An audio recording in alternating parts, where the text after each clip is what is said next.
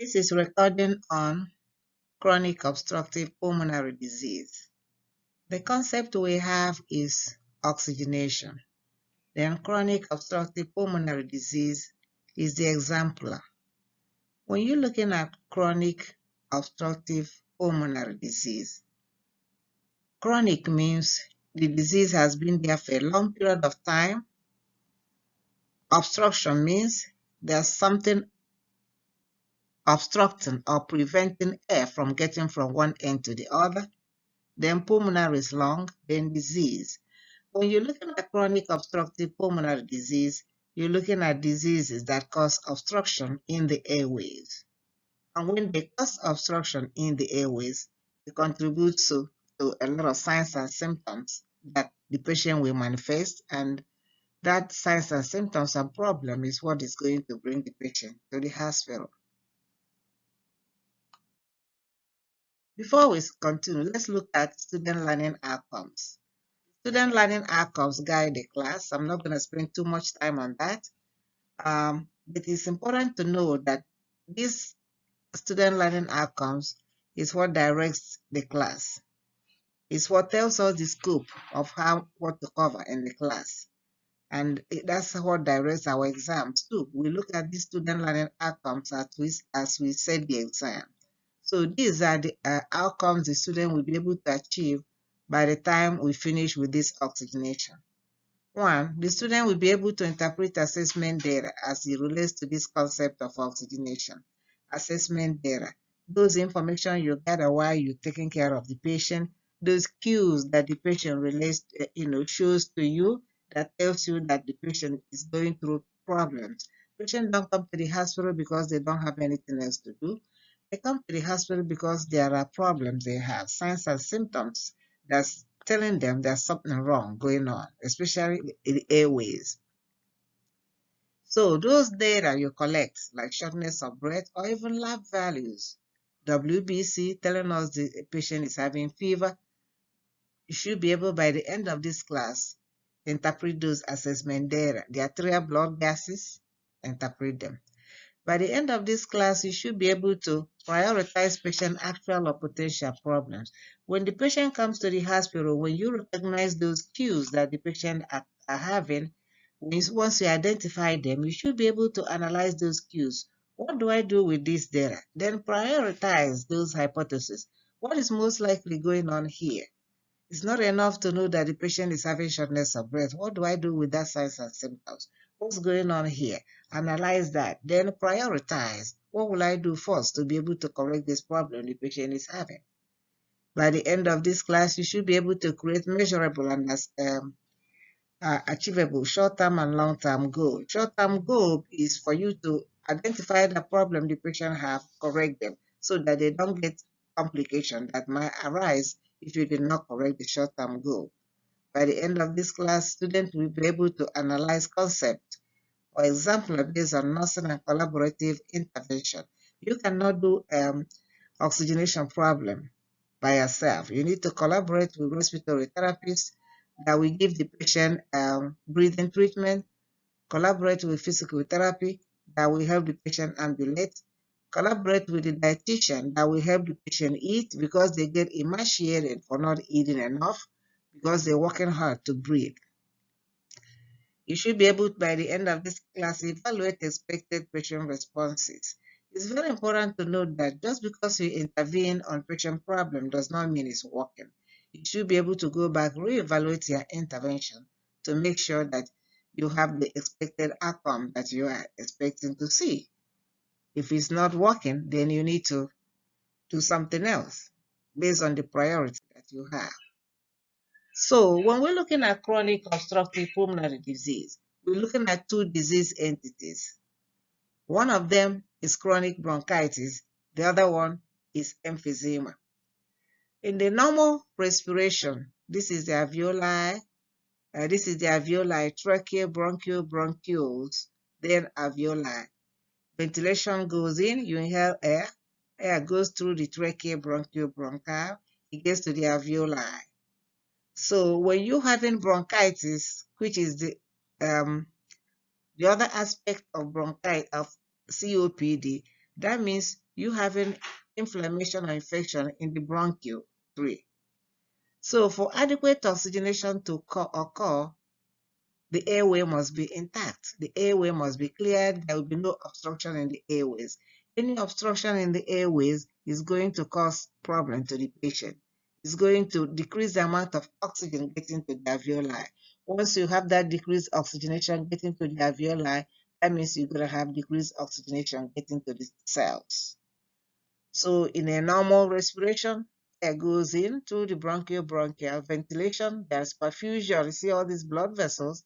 There's perfusion that brings the oxygen to the alveoli, and then gas exchange, diffusion occurs. Blood takes oxygen, diffuses it to the cells. Then the cells are able to use them to function.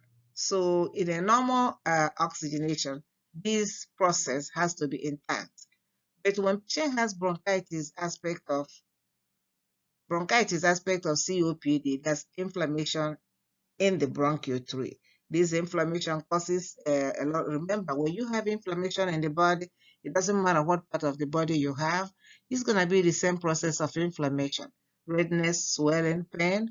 This swelling from the inflammation of the alveoli narrows the airways. It causes these cells around this inflamed area to be secreting a lot of mucus. There's a lot of a thick sputum that's occluding the airways. This thick sputum further narrows the airways. Therefore, you have decreased oxygenation getting into the alveoli. You have decreased CO2 exhaling through the alveoli.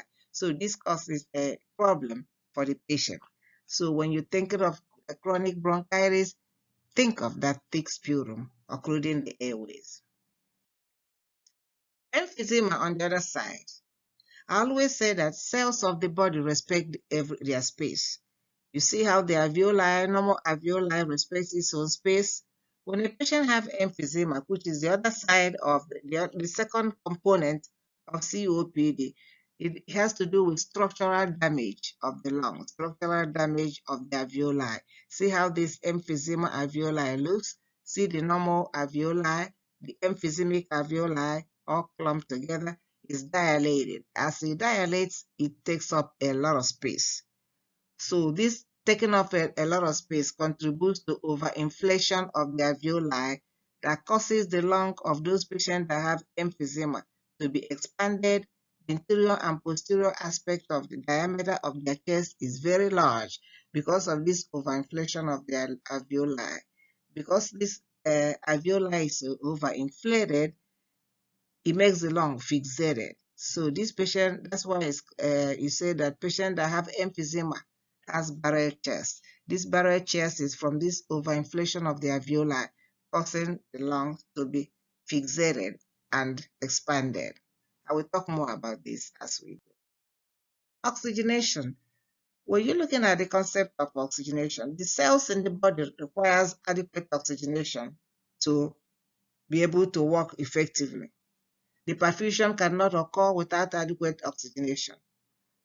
You all just finished perfusion. That's like 6 day class, 6 hour, class, 3 days each. So when you're looking at perfusion, the hallmark of perfusion is oxygen demand is less than oxygen supply. That's one of the hallmarks of perfusion, heart failure. Oxygen demand is less than oxygen supply. So oxygen, the body needs oxygen to survive. The brain needs adequate oxygenation to survive. Brain does not store, there's no storage of anything. So it requires a constant supply of oxygen to function. When you don't have adequate oxygenation, the patient will start being dizzy. The patient will lose consciousness. So the brain requires adequate oxygenation for mental function to occur. There are 3 steps. I already started off with that. Ventilation, perfusion, and diffusion. You ventilate, you inhale, you perfuse the blood, takes the oxygen, and it diffuses it to the cells. All these systems have to work, coordinate very well. If one is affected, it's going to affect the amount of oxygen the body has. The number 1 cause of COPD is cigarette smoking. The normal a person who does not smoke, in a healthy individual, there are adequate cilia in the nose. What cilia does is it purifies the air, the atmospheric air, for us to inhale it. It also liquefies the air as we inhale it. When patient smokes, it prevents all that work of the cilia because it reduces the amount of cilia that individual have from cigarette smoking. So that predisposes most patients that have all these respiratory issues, especially COPD, into frequent exacerbation of having infection, coming back to the hospital. Because of decrease in cilia, then it predisposes them for more infection, in addition to the thick sputum that's in the trachea, bronchial tree. So cells depend on constant supply of oxygen, as I have said that. So this patient, because of that, I will talk more about this increased CO2, you will understand that. In a normal, healthy individual, you inhale oxygen, you exhale CO2. It is the increase in CO2 that makes you take the next breath so that you can bring in more oxygen. When a patient has COPD, because of that dilation of the alveoli, they tend to already have a lot of CO2 retained in those dilated alveoli. So they are used to increase in CO2. Those patients that have COPD, they live with increased CO2. Therefore, increased CO2 is no more the drive for them to take in the next breath, to initiate breathing. Hypoxia, which is decreased oxygenation, is what makes them initiate the next breathing. That's why it's important when you're giving those patients with COPD oxygen, you have to titrate it very well. You have to make sure you don't give them too much oxygen. We'll talk more about that as we go. But they don't get too much oxygen. This is not a patient that the O2 sat will be shooting to 100%. This is a patient that 88 to 92% becomes the range of this oxygenation that's acceptable. Because of this retention of CO2, remember the CO2 and oxygen are fighting in the same alveoli. So if you have high CO2, you're going to have less room for oxygen. So that's how those patients operate for the rest of their life. Alteration, these are just terminologies I put there because we're going to be using them. I will be using them a lot in this class. Hypoxemia, xemia means blood, hypoxia, decreased oxygenation. So hypoxemia means decreased oxygenation in the blood. Those patients going to manifest in the patient as cyanosis, which is late stage of hypoxia. Those patients might have blue tint skin. If in a fair individual, people with light skin, grayish discoloration for patient who is dark skinned. Dyspnea, shortness of breath, insufficient breath is not insufficient enough to meet oxygen demand. So they're going to have dyspnea. Those patients might start having nasal flaring. They use their nose to breathe, labored breathing, distressed facial expression as the dyspnea continues. Autopnea, those patients will be able to, they're not going to be able to sleep lying down supine. So they have to sit up to be able to breathe. Again, because of that hypoxia and difficulty breathing, they can only breathe better when they're sitting up. They cannot lie down spine. Those patients with COPD. So they get dyspnea when they lie down spine. Tachycardia, tachypnea. Respiratory rate is greater than 20. What is causing that? Decreased oxygenation, anxiety, stress because of lack of oxygenation. They breathe fast in attempt to increase more oxygenation. So those patients get tachycardia, they get tachypnea. Tachycardia, the heart rate is up too. So all those are signs and symptoms of decreased oxygenation. They might have pneumothorax, whereby the lung will collapse in advanced stage of it. It's not all the time. They might end up having chest pain. After all, what is chest pain? Chest pain is decreased oxygenation to the lung. So they might start having chest pain, sometimes from using accessory muscles and over-exaggeration of attempts to breathe in more air. They use the accessory muscle to be able to get in more air. That causes them to have some chest pain. Of course, they get short of breath from decreased oxygenation. They might end up having apnea, absence of breathing, or lack of respiratory effort to breathe as the disease progresses. So, COPD is a specific disorder. It affects the structure of respiratory system. It's irreversible. There's no cure for COPD, but it can be managed with medication. These people get periodic exacerbation of symptoms, dyspnea, and sputum production. When you're thinking of bronchitis, think of sputum production because it is sputum that's the primary problem of that bronchitis aspect of COPD. So it includes bronchitis and emphysema. It is not curable, but it can be managed with medication. They do get a lot of flare up, especially during cold weather, because cold weather vasoconstrict.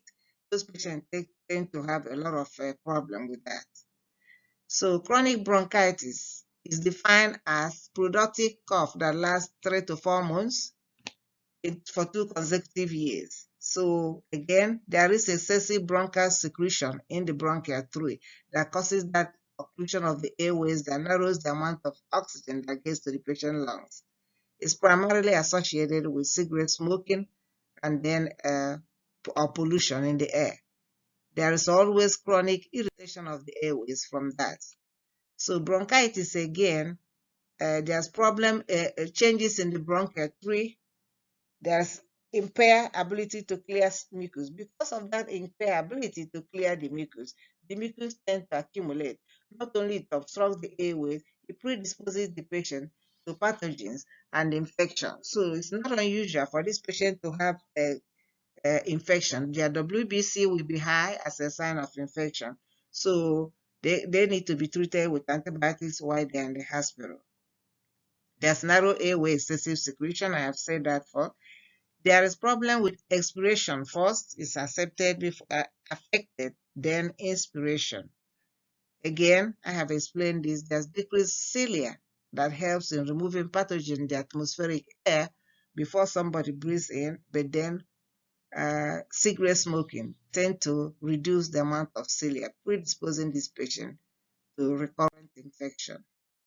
The patients that have chronic bronchitis are called blue bloaters. Blue means decreased oxygenation.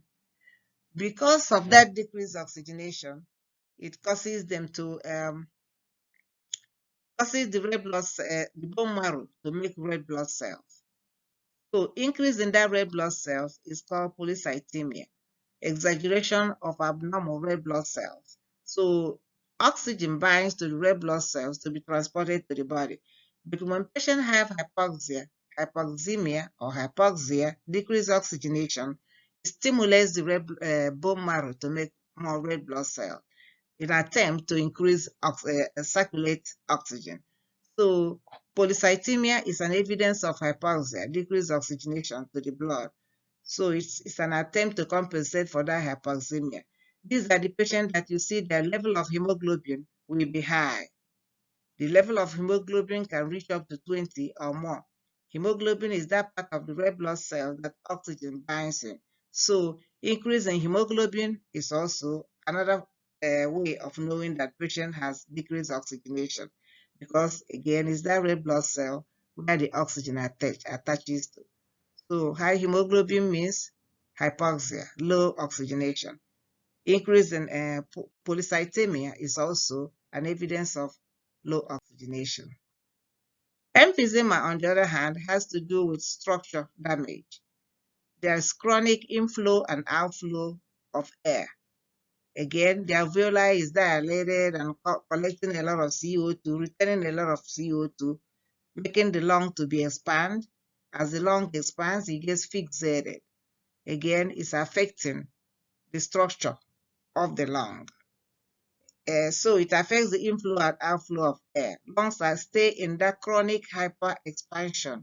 So this chronic hyperexpansion makes the patient use the accessory muscle, the trapezius, shoulder muscle, nasopharynx, to attempt to get in more air. So when you think of emphysema, think of structural damage of the lung and the structural tissues around the lung. When you think of emphysema, think of thick sputum. That's the way to differentiate those two components of COPD. A patient, again, to have COPD, they have to have both emphysema and chronic bronchitis. So in emphysema, as you can see, there's inflammation of the bronchioles. There's loss of elasticity of the lung. Normally, when you inhale air, the lung expands. When you exhale, it recoils and be able to remove the CO2. When a patient has COPD, this emphysema aspect of COD causes that lung to lose that elasticity because everything has stretched out, it's fixated, it has loss of elasticity. Again, it decreases that force of somebody exhaling that CO2, that further increases the retention of CO2 in those patients that have COPD. So those patient aspect of COPD emphysema they are called pink puffer because they like to puff. When they breathe in, they huff and puff, for lack of a better term of explaining it, because of that severe dyspnea. Patient, when they start having emphysema aspect of COPD, is very insidious. It comes fast. It starts off with dyspnea right away, while the bronchitis takes that 3 months of coughing for 2 consecutive years. It's slowly coming up. But emphysema is very insidious. It starts right away with severe dyspnea. So those patients are very sick. They always have dyspnea. They tend to do what we call pulse sleep breathing. They pulse their lips as if you're about to blow a candle. Why do they puff? They puff because of the dyspnea. And puffing because of the dyspnea, which is the pulse lip breathing, pulse, P-U-R-S-E, breathing does so many things for them. It helps them out. It helps to calm their anxiety down. When you're using the pulse-lip breathing, it prolongs exhalation. Because it prolongs exhalation, it is an attempt to prolong that exhalation of CO2, more CO2. It also helps to calm the anxiety down.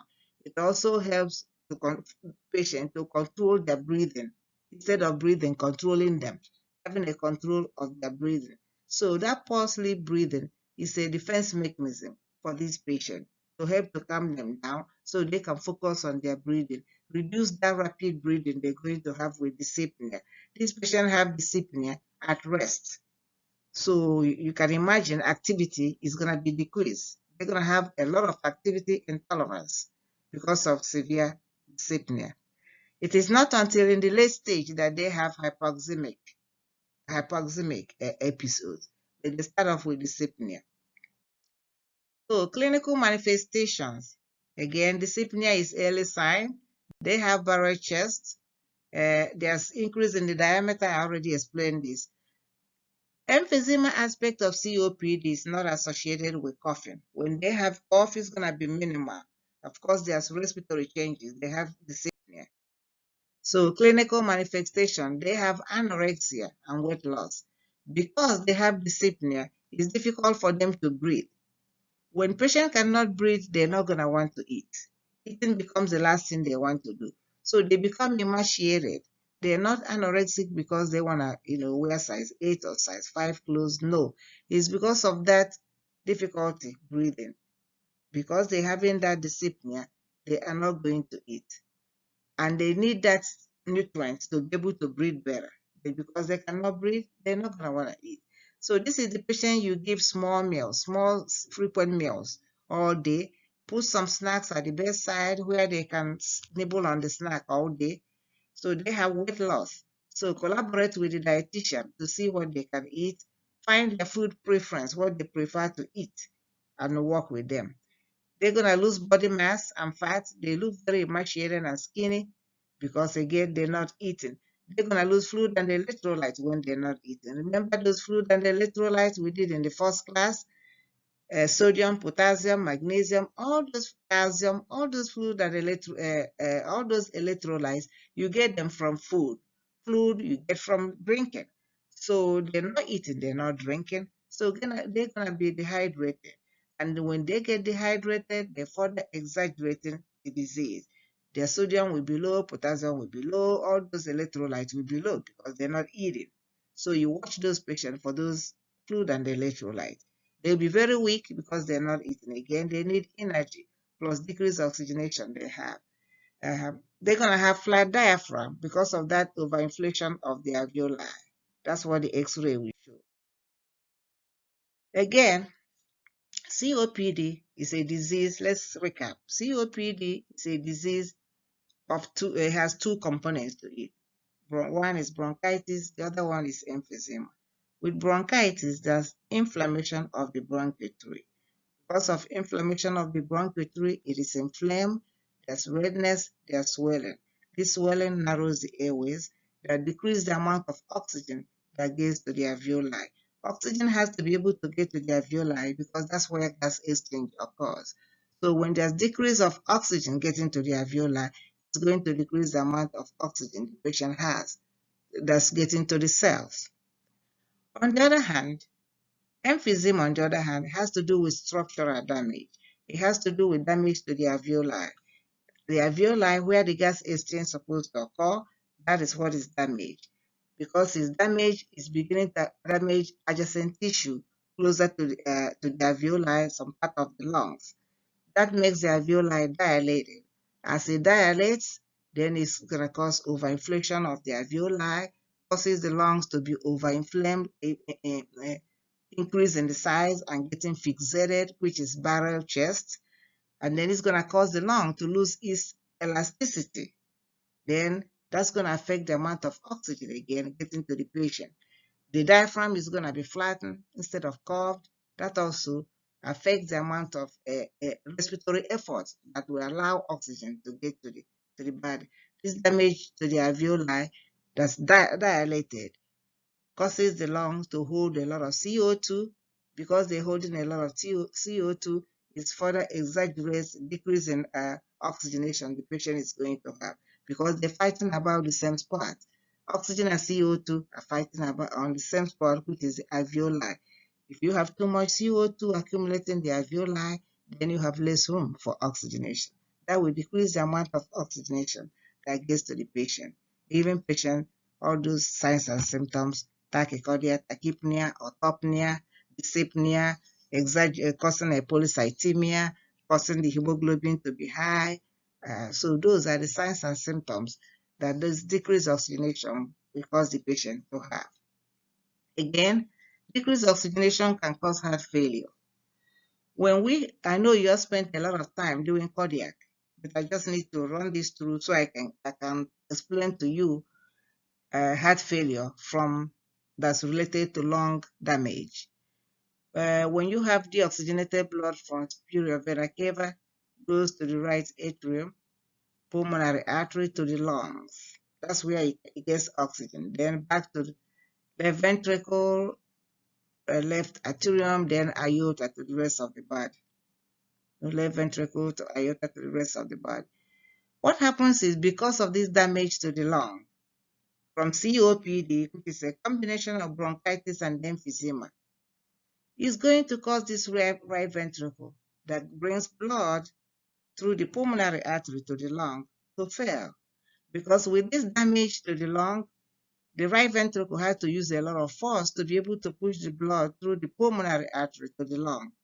It's going to cause the right ventricle to start dilating and then becoming hypertrophic and will fail. So again, when you remember when you did hypertension is nothing but resistance against which the ventricle must push. So in this case, there's too much resistance in this pulmonary artery to get to the lung, causing it to have pulmonary hypertension. This pulmonary hypertension eventually is going to lead to right ventricular failure. Then that's going to cause blood to start backing up to the system venous, causing generalized edema, hepatomegaly, all those megaly that you discuss, all those problems with right ventricular failure, like you have in perfusion, is the same thing.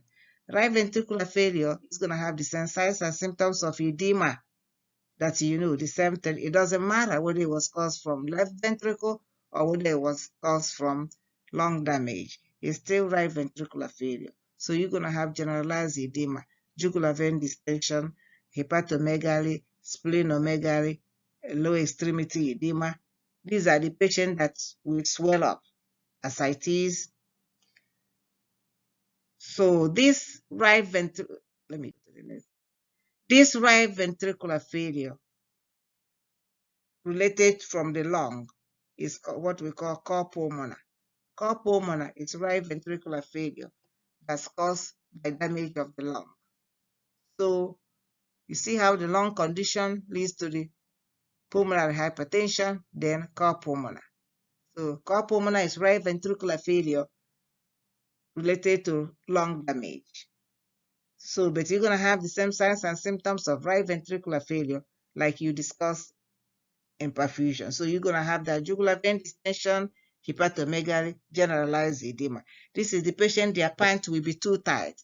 This is the patient that when they wear their stockings is tight. This is the patient when they wear shoe, they say, oh, my shoe, my feet cannot fit in my shoe anymore. This is the patient that their pants will be tight because they're going to have that generalized edema. So these are the patients you need to watch, closely. Assess them, assess their skin, turn them from side to side, watch their fluid, give them medicine as ordered, listen to their lungs. So, diagnostic test, arterial blood gas. I'm going to spend time with arterial blood gas. I have some in the slide below, so we're going to get to that. Chest x-ray is to look for abnormalities, see if the patient has pneumonia or have infection. Pulmonary function test is just to listen to see the lungs and see how well this lung is functioning. The patient have to go to the area where they do the pulmonary function test. They need to be hooked up in a lot of machines to be able to assess that. VQ scan talks about ventilation and perfusion scan. Then you're looking for that mismatch to see and how much the lung is damaged. How is the perfusion and gas exchange, which is oxygenation, happening in the lung? So the VQ scan will let them visualize that and see that. CBC, complete blood count, you're looking at BUN and creatinine. Again, hemoglobin and hematocrit are very important to watch, especially hemoglobin aspect of the blood, because that's the red blood, the area where the red blood cell attaches. So increase in that hemoglobin also is a sign of hypoxia. BUN and creatinine, you're looking at how well the patient is hydrated or not hydrated. Then you have the WBC. Again, in the CBC, you see the WBC. When it's elevated, that's a sign of infection. Then you look checking the patient pulse oximeter again to see the amount of oxygen that the patient have. This is the pulse ox you do with the probe when you're doing checking patient vital sign in the hospital. Those are diagnostic tests that will let you know how well the patient is doing. Then arterial blood gas. We have to know these normal values. By this time, everybody must have done arterial blood gas, but before the class, not everybody. Some of you have done it, some have not. But we have to be able to know these normal values to be able to understand abnormal. The normal pH is 7.35 to 7.45. PCaO2 35 to 45, bicarb 24 to 28, PaO2 80 to 100, O2 sat 95 to 100. When you're looking at pH that is less than 7.35 means acid. pH tells you the amount of hydrogen in the body. So if you have the lower the pH, the higher the hydrogen. And hydrogen means acidic. You don't want the body to be too acidic. The body does not do very well in a lot of acidic environments. So the lower the pH, the more acid the patient has, the sicker that patient is. So patient that have lower pH is very sick. So that means too much acid. I need to watch that patient closely. 7.45 or higher is alkaline. So not or higher. Anything higher than 7.45 is alkaline. That is not good either. But patient can do better in alkaline situation than they can do with low acid. Low acid, low pH is not good because low pH means too much acid. That patient is very sick. PaCO2 again, you remove the 7, then it becomes 35 to 45. Carbon dioxide acts like an acid. Carbon dioxide acts like an acid. Therefore, increase in carbon dioxide means too much acid. Increase in carbon dioxide means acidosis. Again, the body does not do well with acid. Too much acid is not good. Increase in carbon dioxide means hypoxemic. So that means less oxygen. Remember again, look at it again in the alveoli. That's where you have carbon dioxide and CO2. So two of them supposed to be exchanged in alveoli. CO2 and oxygen. So if you have increased CO2, that means you have less room for oxygen. So higher CO2 is not a good thing because it's a sign of hypoxia. Bicarb, on the other hand, 24 to 35 has to do with kidney, has to do with compensatory mechanisms, which takes hours and days. I want you to pay attention to this PaO2. Everything I'm saying so far, pay attention to them. From pH, because again, we have to understand what these things mean. We just don't throw numbers around. We have to understand that less pH is acidic and is very dangerous for the patient. We have to understand that PCO2 that acts like acid, therefore when it's high, it's acidosis. It's too much acid, that also is not good for the patient. It is a sign of a low oxygen. PaO2, you see how it starts from 80 to 100? It's a partial oxygenation. You get partial oxygenation only when you do arterial blood gas. It has to be gotten from arterial blood gas. That's why it's low. It is the amount of oxygen that is is the amount of oxygen.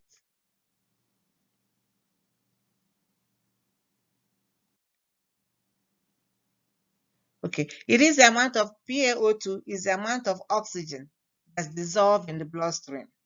O2 sat is the amount of oxygen that binds to the hemoglobin. See how this partial oxygenation starts with from 80 because it's the amount of oxygen that dissolved in the blood. It starts off 80 to 100. O2 sat is the one you do with the probe. It's just peripheral. You do it in the finger. It's the amount of oxygen that binds to hemoglobin. It starts off with 95. Therefore, you need to pay attention to that because you might have a situation where you ask, patient PaO2 is 81. What will you do? Would you put the patient on 2-liter nasal cannula, do something for that? No. Why? Because it's 81. It's within normal range. I don't have to do anything. The patient is fine. So we have to pay attention to these numbers and use them as you take care of the patient. Sample. This is a classic example of a patient that have COPD exacerbation. They come to the hospital, their pH is 7.33. It is more acidic. See how it's trending towards 7. It is acidosis. It's less than 7.35.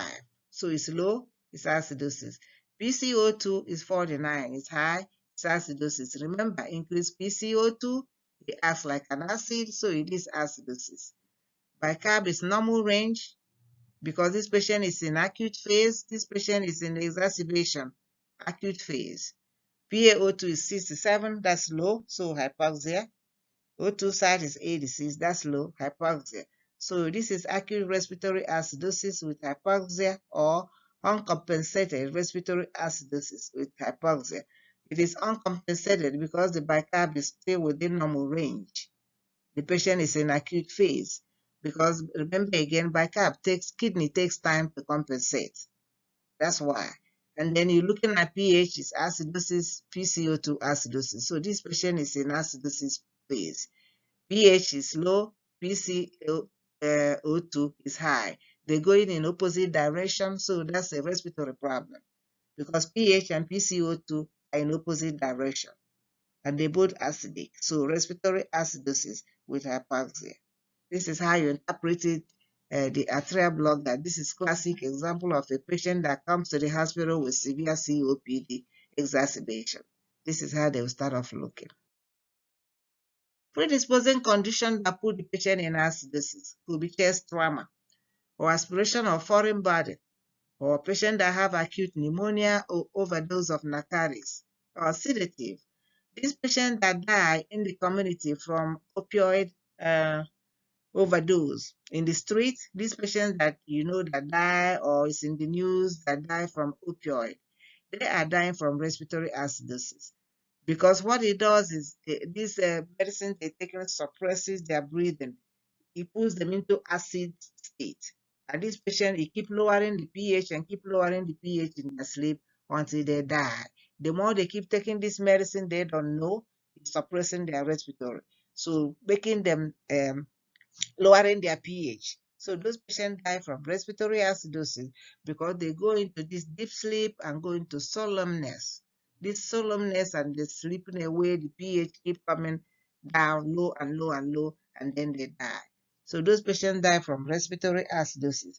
Anything that will compromise you from breathing, chest trauma, stab wound to the chest, those patients lose that lung expansion, or overdose of narcotic that suppresses your breathing. These things can predispose a patient into respiratory acidosis. Clinical manifestation of respiratory acidosis. Those rapid rise in PCO2 in those patients, which is another name for hypercapnia. Hypercapnia is elevated CO2, partial PaCO2. So you need to watch that for those patients, because that's respiratory acidosis can cause cerebral vasodilation. Those patients are going to have headache, blood vision, irritable. These are signs and symptoms of low oxygen, mental cloudiness, increased PCO2. They're going to have decreased level of consciousness. You need the oxygen to have your mental functioning well. They're going to be unconscious, warm skin, and elevated pulse. These are in acute phase. So we need to watch those patients closely. Some of them, when they come for exacerbation, in that acute phase, they might have some of these signs and symptoms. So we need to watch these patients closely. But chronic acidosis, which is what they live with all the time, weakness, dull headache, sleep disturbances, daytime sleepiness.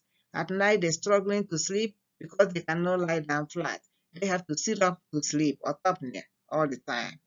They might have impaired memory from that decreased oxygenation. So these are chronic, what they live with. So what is the goal for you as a nurse? Now we have listed all these problems this patient will have. What is your goal? Remember, it's airways. You don't play with oxygen. The goal is to improve that oxygenation and reduce carbon dioxide retention. We already know they're retaining it, most of them. So the goal is to reduce that amount of CO2 they have and then improve oxygen. The target for oxygen saturation is 88 to 92%. So we have to pay attention to that. It used to be prior to this, to maybe this year or last year, a couple of recent years, we used to say, oh, don't give this patient no more than 2 liters of oxygen. But that's not what the rule is now. The new evidence practice is making us target the O2 side 88% to 92. We don't pay attention anymore to 2 liters, the amount of oxygen we give. We pay attention to the amount of saturation the patient gets. So if it takes up to 3 liters to get them to 88 to 92%, that is what we're going to do. So the goal is to maintain that SAT to be within 88 to 92. Because again, they retain CO2. You can never have 100% on a patient that has COPD. So educate them to show them how to ease that respiration. Again, pause, lip, breathing will help to calm them down so that they can have control over their breathing, reduce that anxiety. When they're in this decreased oxygenation hypoxia that they live with, it makes them have that anxiety. They tend to breathe fast in attempt to increase oxygenation. We have to educate them on how to lower that breathing so they can have control over their breathing. And then don't use this accessory muscle, that shoulder and nasopharyngeal and lats. So maintain cognition. Again, we have to find a way to increase that oxygenation. Educate them on pulse-lead breathing to help them ease that breathing and then decrease, exhale more CO2 with the pulse-lead breathing. So we have to educate them how to cough and clear their secretion. Use of incentive spirometer can help them to breathe better and then initiate coughing. Educate them to cough and deep breathe to clear those sputum that they will have. So we need to show them how to adapt breathing pattern to meet demand. We already discussed that with the pulse-lead breathing. Tolerate activity level, allow for ADL. You need to educate them to, take breaks between activity, so they can rest in between activity. They still need to do whatever, what they need to do for the day. Cook, shower, go to the bathroom. These things make people feel good.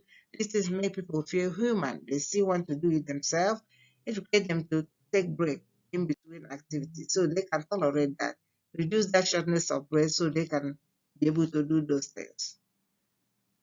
Nursing intervention, prevention and health maintenance. We need to educate them to take their flu shot and pneumonia vaccine. Flu shot once every year, pneumonia once every 5 years. We need to maintain patient safety, educate them on safety, discuss with them about their home, how the houses are arranged, make things closer to them so they don't have to go too far. They need to know to come to the hospital when they start having exacerbation. When they are in respiratory distress, they need to come to the hospital. So they need to know when to come. We need to educate them on these things. These things are interventions that we have to make patients aware because they don't know what they need to do if we don't tell them. Continuously assess their respiratory status, lung sound, cardiac function. Now we know that it affects the heart too. Watch their EKG if the doctor wants EKG done. If they're on telemetry monitor, we can monitor them. If they're already on telemetry monitor, the telemetry tech will call you if something goes wrong. Listen to the lung, listen to their cardiac function, heart too. Educate them on effective coughing, we have done that. Forcefully breathing, collaborate with respiratory therapists to come and give them treatment. Because there is medication I posted in the canvas. There are 4 things I posted in the canvas. Those 4 sheets of paper are 2 different patients that have respiratory issue. One of them has cystic fibrosis, exacerbation, and asthma. The other one has asthma, heart failure, coronary artery disease, COPD, and kidney problems. If you look at these 2 different patients, you see that even though they don't have the same diagnosis, but they have the same medication. Why? Because they both have oxygenation issue. They both have diseases that alter their oxygenation. So, and if you look at that, like I said, they have the same medication. So, if they have the same medication, we need to learn those medicines that the patient use a lot in the hospital. Like albuterol sulfate, both of them have albuterol. Albuterol is short-acting beta agonist, SABA, short-acting beta agonist. It is a bronchodilator that's used a lot in the hospital. Then you have ipratropium bromide. That one also is a long-acting beta agonist. It's also used in the hospital a lot. So we're going to talk about medication when we discuss the other component of oxygenation, which is asthma.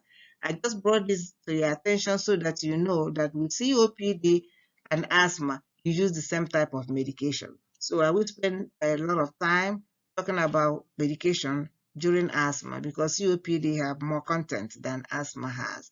So we have more time to talk about medication uh, during asthma class in the second section of oxygenation. So collaborate with respiratory therapists because most of this breathing treatment, the respiratory therapists will give it to the patient while they are in the hospital. Again, monitor oxygen therapy and their ABG. We have to understand this arterial blood gas because all these patients that come to the hospital with COPD exacerbation, the doctor, all of them has arterial blood gas, and we need to understand that so that we know when to call the doctor and when not to call the doctor. So if their PCO2 pH is abnormal, PCO2 abnormal, we need to notify the doctor because these are signs of decreased oxygenation. Oxygen is ordered via nasal cannula. Please, when your patient is on nasal cannula, make sure you make the prong on the nasal cannula is inside their nostrils. Not that the prong is on the side of the nose. Sometimes those nasal cannula tubing is on the floor. Make sure that the tubing, the cannula, not the cannula, the tubing and 2 prongs that sticks out that goes in the nose, put them in the nose and hook it in the patient ear. That's the only time that's the only time the patient gets the oxygen. Always assess that once you go in your patient room, just glance at it. Then glance at the wall, make sure the O2 is turned up. It's turned where it's supposed to be. They can also receive oxygen via Venturi mask. So, the Venturi mask, you put it in the face. It's also turned where the patient gets certain amount of oxygen through that. Then oxygen equipment, we have the oxygen tank. When your patient is being transported to like X-ray or MRI or pulmonary function test or for whatever test they need to go to leave the room. We have to hook them up on the O2 tank to transport them to those tests. Make sure again the O2 tank is turned off. Most often they're not. So pay attention to that. Always present your patient in semi to high Fowler position because that's the only time they breathe better sitting up in Fowler position. Those patients that have COPD also uh, like to sit up. They like to put their arm in their leg and lean forward. All that is an attempt to expand the lung. I always tell the student, hold your two hands together and lean over your table. You see that as you're doing that, you are expanding your lung. You feel your lung expanding. Patients with COPD do that a lot because that's the way they try to maximize their lung expansion.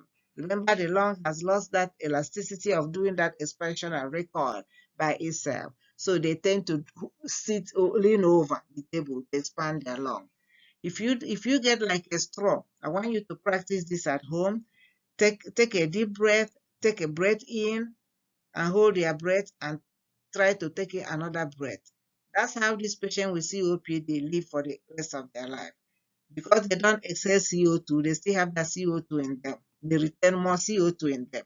That's how they feel. You take in breath, you hold it, and take in another breath. That's how they live every single day of their life.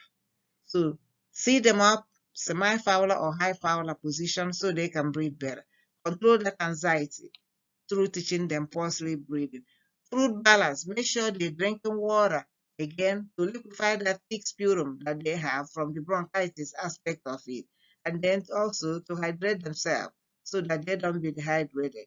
2 to 3 liters of fluid is adequate. Remember, they may not be able to drink just fluid. Again, 5, they're not diabetic. Find out what kind of drink they like. Juice, put it at the bedside. That would be good enough for them. They nibble on it all day. Monitor their cardiac status. We've done that. Then activity, rest between activity. Promote airway clearance. Again, coughing and deep breathing using incentive spirometer. Monitor their respiratory status, lung sound. Daily weight becomes important because they're emaciated, they don't eat. Weigh them. Check their albumin level also. Albumin helps you to know how well the patient is eating or not. Accurate iron, no, hydration is important. Work with CNA so they can record those output, their urinary output. Again, for most of these things overlapping because it's each item is telling you how to do that. Like in this case, how do you promote airway clearance? So some of the things might be repeating themselves. Give them expectorants. Give them expectorants.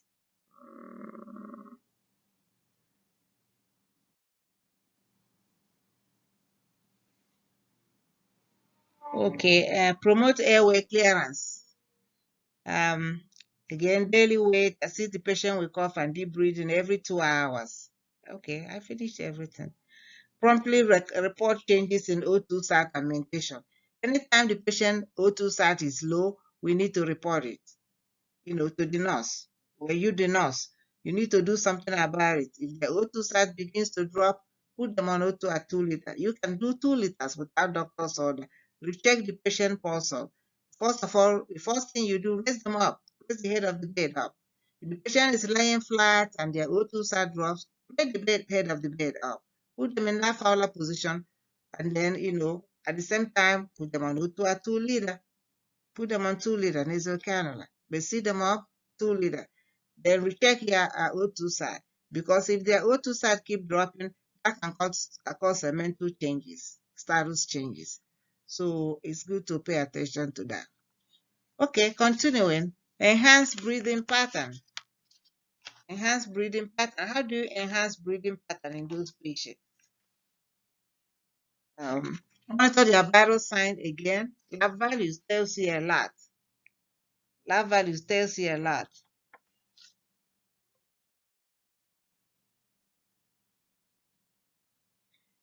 Yes, monitor their lab values. Assist with ADL. Again, like I said, some of these things are repeating itself. Provide rest between activities. All this will help you to enhance that breathing pattern. All this will help you slow that breathing down so they can have control over their breath. Falsely breathing, I have explained that over and over. Use abdominal breathing. Let them breathe through, holding the abdomen in. That improves lung expansion.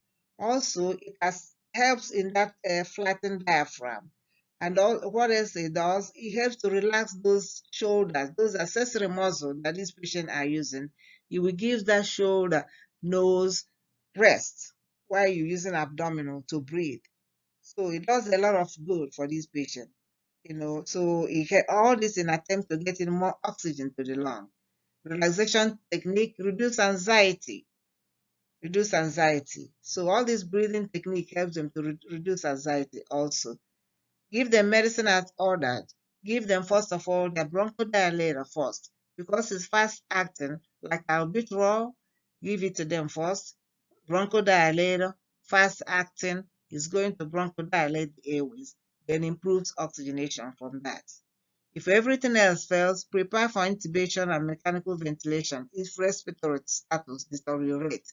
You have assessed their lungs, you have assessed their arterial blood gases, you have, you sat them up, you taught them cough, deep breathing, pulsely breathing, cough and deep breathing, using the abdominal muscle, assess their O2 sat, assess their arterial blood gas, monitor their lab values, reposition the patient Fowler or high Fowler position, assess their mental status, give them a short-acting beta agonist, in this case, albuterol. You have done everything you're supposed to do, and the patient respiratory status is still deteriorating. This is the time you call for rapid response. Patient needs to be intubated and then sent to ICU. How do you promote activity? Assist the patient again with the ADL. Discuss the importance of spacing activity. Well, of course, some of these things are repetition. They rest between activity because ADL is still part of life. You need to encourage them to do that as much as they can. Design exercise to meet patient current level of needs. Anything they can do, let them do. Help them build stamina. If they can just walk from here to the bathroom, that's all they can do. Just encourage them to do more of that. Uh, get interdisciplinary team involved, physical therapy to help them with activity, CNA to help them walk in the hallway. Then you, the nurse, we assist the patient in ambulation too. We just don't delegate all these things to somebody else. We work with the patient, assess their breathing, assess their O2 saturation. And that's a very good time for you to do your assessment while you're ambulating your patient. Assess their activities while you're doing that. When you're ambulating a patient, you're assessing their activities, assessing their breathing pattern, assessing their O2 sat, assessing their whole well-being while you do that. So that's a very good intervention and assessment technique, ambulating your patient. Promote balanced nutrition. The body still needs adequate nutrients to function. The body needs those fluid and electrolytes to function. But when this patient have COPD, they get emaciated, they having all this excess dyspnea and tachycardia, tachypnea that prevents them from eating. Because they having all this dyspnea, they cannot eat. That reduces the amount of nutrients they're taking in. Give them mild care. If you don't give a patient mild care, they might end up having bacterial pneumonia, infection. They're already high risk for infection already, having those bronchial sputum that's going on in them. You don't want to be the one that will make your patient have infection. Give them simple mild care with brush and toothpaste. If they don't want brush, just regular swab is good. Assist them to choose the food that they like. Put that food at the bedside. Let them take time to eat it. Observe, document, do food intake.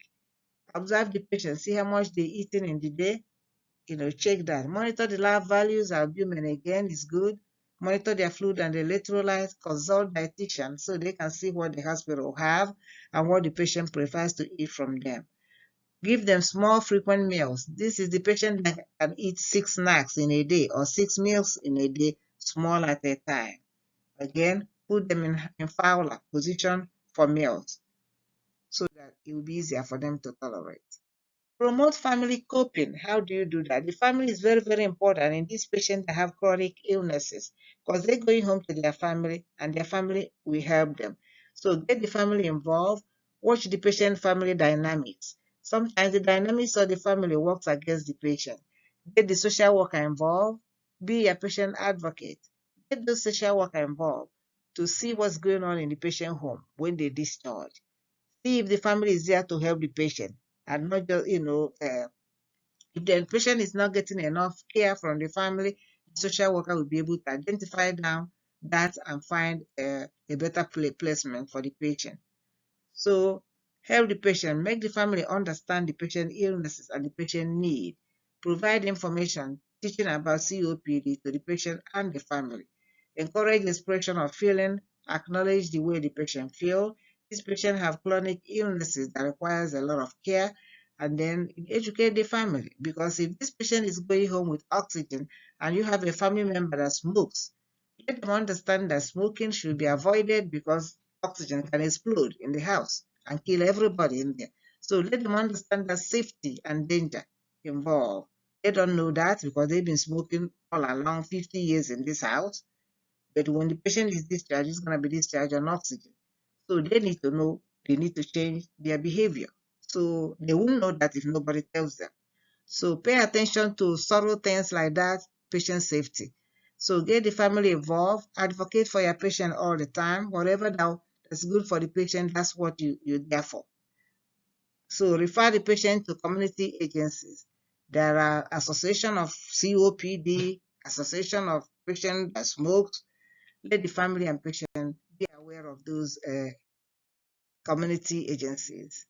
Encourage smoking cessation. Patient needs to understand that cigarette is what caused their situation and they need to avoid that. You need to collaborate with the doctor. Make sure the doctor gives the patient nicotine patch while they're in the hospital and are discharged. The doctors have to know that. So you have to work with the patient on that. Acknowledge their concern. Don't blame the patient. Don't make them feel bad because they have COPD from smoking. Just go from what is going on now and help them out with, how they can stop cigarette smoking. Get the family involved. There are patches, there are chewing gum. Tell them different options that are out there they can use to stop smoking. Help them plan their care when they are discharged. Demonstrate respect for the decision they're making. Provide referral if you need to, because you can teach them everything. They still say they don't know how to stop. You know, encourage them. There are referrals, and so they can see other people who were smoking for years and stopped. And that will help them, encourage them, see that it's doable. Temperature. Um, we need to know how to convert from Celsius to Fahrenheit and Fahrenheit to Celsius because hurricane has taught us a lot. Every machine now we plug it in electricity, we plug it and it gives us the press and it gives us the answer. But we have to learn how to do things manual. That's why we learn manual blood pressure. So that when the machine goes out or the machine is not working, you need that third eye or third thing to do to be able to confirm your blood pressure. The same principle. Or sometimes the blood pressure machine we have in the hospital does not pick up patient blood pressure. It happens all the time. So, or the blood pressure, you might have 5 on a unit, all 5, they are broken. We still have to get patient blood pressure. So that's why we have to learn manual blood pressure. The same principle with all these temperatures. The doctor might want this temperature in Celsius. If whatever we have is in Fahrenheit, we have to know how to convert it to Celsius or from Celsius to Fahrenheit. For Celsius to Fahrenheit, you have to divide it by 5, then multiply by 9 and add 32. Or I found this second example easy, second formula easy. Just Celsius multiplied by 1.8 and add 32. For example, if you need to convert 38 Celsius to Fahrenheit, it becomes 38 times 1.8 plus 32. It gives you 100.4 degrees Fahrenheit. So I find that to be easy. Then the second formula. If you have any other way to do it, it's fine with me. But these are the ones that I'm aware I know. So if you're converting from Fahrenheit to Celsius, deduct the Fahrenheit, deduct 32, then multiply by 5, then divide by 9. I just put it in formula like this. Fahrenheit minus 32 multiplied by 5 divided by 9 will give you the Celsius. For example, convert the patient temperature is 102 Fahrenheit. Convert it to Celsius. It becomes 102 minus 32 times 5 divided by 9 will give you 38.8 Celsius. So I think it'll be good to know this because we need to know how to do this. If there's no light or the doctor, we have the hospital have Fahrenheit, but the doctor wants it in Celsius. It's good to know both because there are times, even though the computer will convert it for you, but if the computer is not on, the light is off, something is happening, the computer is down, we need to know how to do it ourselves. Complication of COPD. After you have done everything humanly possible, again, you have assisted the patient in ambulation, you have given the patient patient has rest between activity, you give the patient their breathing treatment, albeit raw, you help the patient with small frequent meals, you have involved the family in the patient care, you have given your patient flu shot and pneumonia vaccine, you have incorporated the family in the patient care, you have a patient has dyspnea or topnea, you have done the arterial blood gas, you monitor the pH, and you do know that when it's low, it's acidic and it's dangerous for the patient. You also know that PCO2, when it's high, it's acidic, it's also dangerous. All these are signs and symptoms of hypoxia or decreased oxygenation. And you also know that polycythemia is a sign of excessive red blood cells in attempt to compensate for hypoxia or decreased oxygenation. So you know all this. This patient comes to you with severe shortness of breath. You have done everything. You have done their lab values. You check the WBC is high. The patient has infection. The patient temperature is high. So you do know how to convert it from Fahrenheit to Celsius and Celsius to Fahrenheit. You see the patient up. The patient is up. So he's breathing better. You put that patient in oxygen. You have assessed their lung. You have assessed their heart because you do know that oxygen also causes heart failure. You also know that when it causes heart failure, it's usually right ventricular failure. And you do know that the right ventricular failure causes generalized edema, all the way from the neck, jugular vein distension, to generalized edema, all the way to the lower extremity. The patient's leg will be swollen, their pants will be tight, their stockings will be tight, their shoe will be tight. So you understand all these signs and symptoms, and you have done everything you can, and the patient's respiratory status is still deteriorating. There's still increased hypoxia, increased hypercapnia, which is increased oxygenation, increased carbon dioxide. The patient is still cyanosis, which is sign of decreased oxygenation, or worsening airway obstruction. This patient at this time, there's decrease in level of consciousness, which is again extreme sign of hypoxia. You have to prepare for intubation and mechanical ventilation. This patient needs to be transferred to ICU, where the patient will be intubated and put on vent.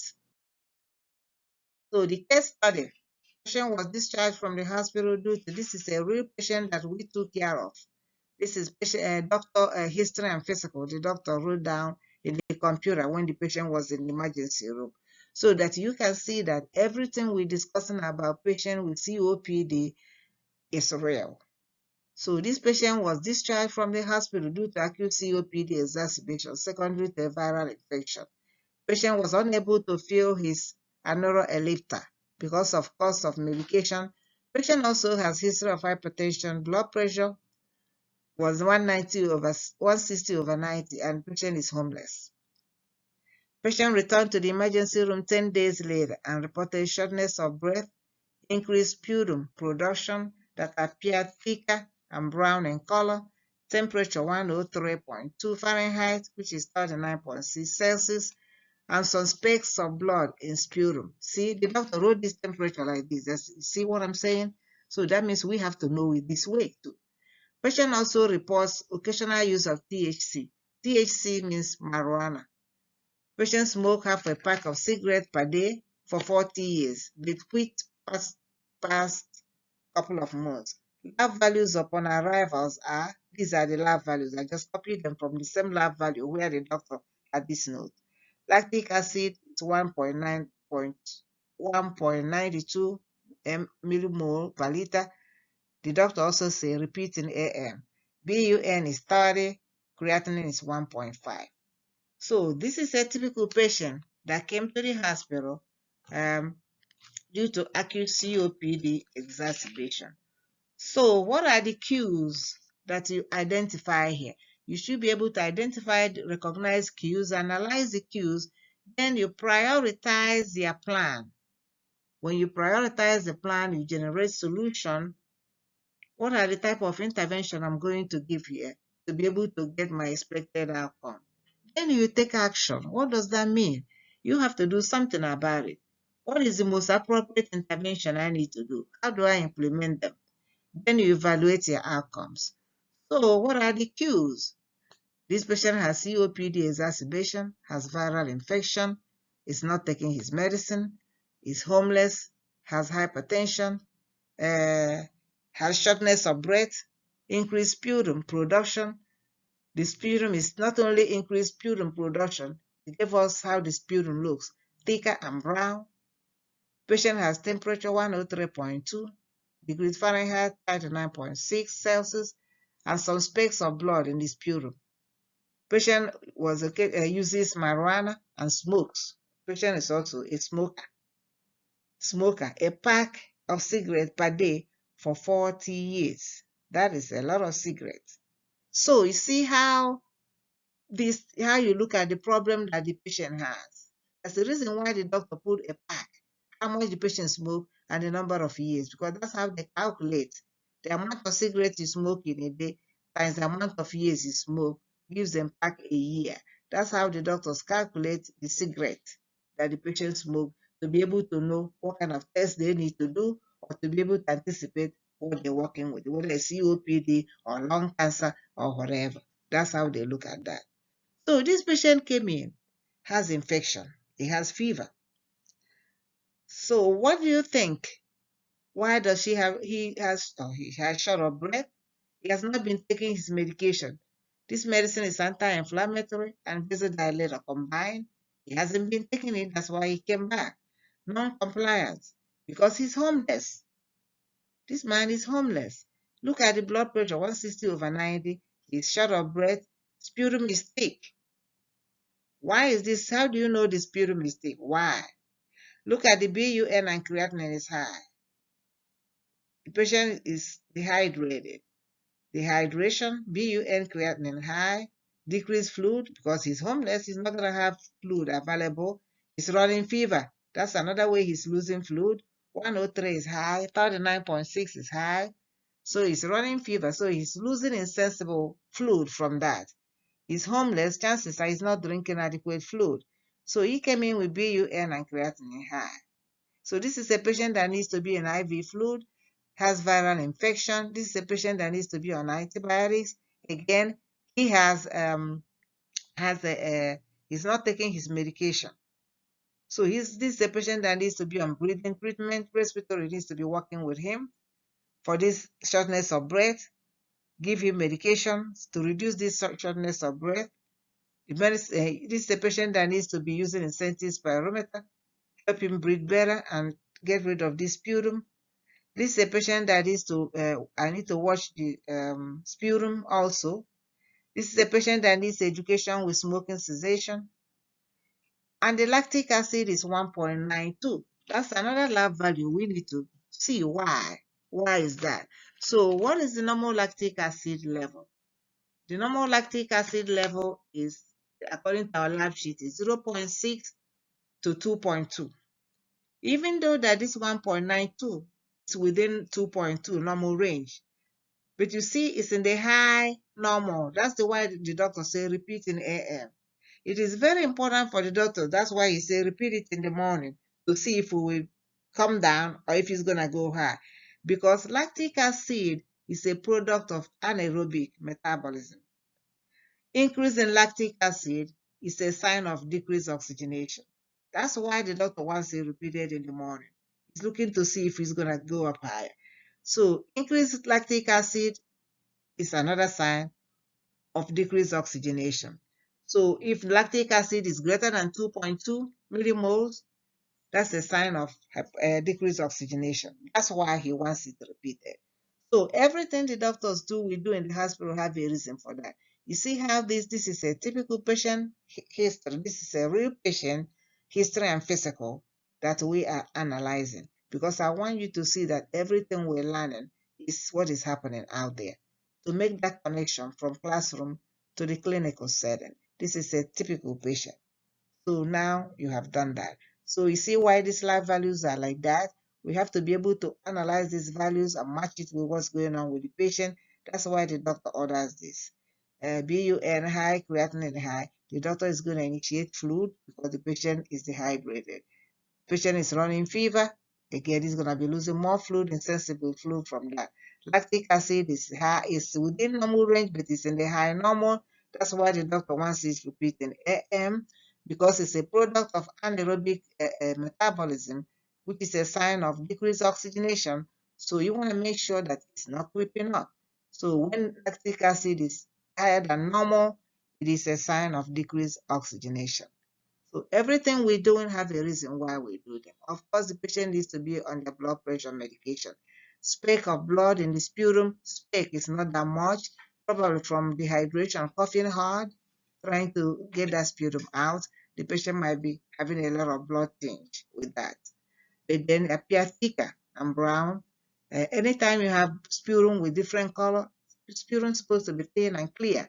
And when it starts having color, we need to watch that. Thicker, that is not a good thing, because again, thicker means occluding the airways, preventing the amount of oxygen that gets to the lung. It needs to be monitored. So we have answered all these questions. I have answered all this.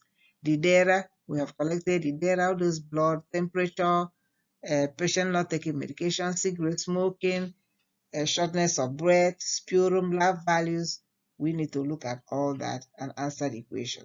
So what is the relationship between the past medical history and current?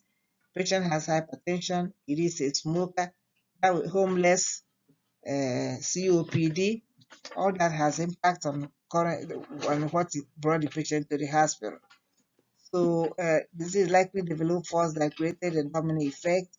The patient has hypertension, he has COPD that predisposes him to the viral infection that brought him to the hospital. The thick sputum from the COPD, patient is homeless, not drinking enough water, has fever from the infection.